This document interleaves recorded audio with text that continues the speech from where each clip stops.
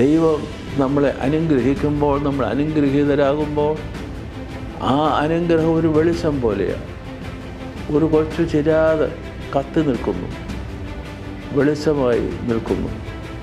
ആ വെളിച്ചം എവിടെയുണ്ടോ ആ ഭവനം അനുഗ്രഹിക്കപ്പെടും. ആ ഭവനത്തിലേക്ക്, ആ അന്തരീക്ഷത്തിലേക്ക് ആരൊക്കെ കടന്നു വരുന്നുണ്ടോ അവരും അനുഗ്രഹീതരായിത്തീരും. രാവിലെ തൊട്ട് വൈകുന്നേരം വരെ തുടർച്ചയായി നീണ്ടു നിൽക്കുന്ന സങ്കടം. ഈ സങ്കടം ഒരു പ്രത്യേക സന്ദർഭവുമായി ബന്ധപ്പെട്ടതല്ല, ഒരു വ്യക്തിയുമായി ബന്ധപ്പെട്ടതുമല്ല. സദാ നീണ്ടു നിൽക്കുന്ന, ഒരു കാര്യത്തിലും സന്തോഷം തോന്നാൻ കഴിയാത്ത തരത്തിലുള്ളൊരു സങ്കടഭാവമാണ് വിഷാദരോഗത്തിൻ്റെ ആദ്യ ലക്ഷണം. ഇച്ഛാശക്തി കൊണ്ട് നമുക്ക് ലക്ഷ്യങ്ങളിൽ എത്താൻ കഴിയും. എന്നാൽ ലക്ഷ്യങ്ങളിൽ എത്തിക്കഴിയുമ്പോൾ അത് അയാളുടെ യോഗമാണ്, നിയോഗമാണ് എന്ന് കേട്ടാൽ ഇച്ഛാശക്തിയും നിയോഗവും തമ്മിൽ നമ്മൾ എങ്ങനെ തിരിച്ചറിയും?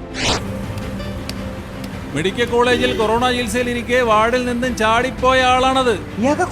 കൊറോണ അല്ല, കൊറോണ. എല്ലാവരും ക്വാറന്റൈനിൽ പോകേണ്ടി വരും. എത്ര കിലോമീറ്റർ ഉണ്ട് സാറേ? എന്ത് ഈ പറഞ്ഞ സ്ഥലം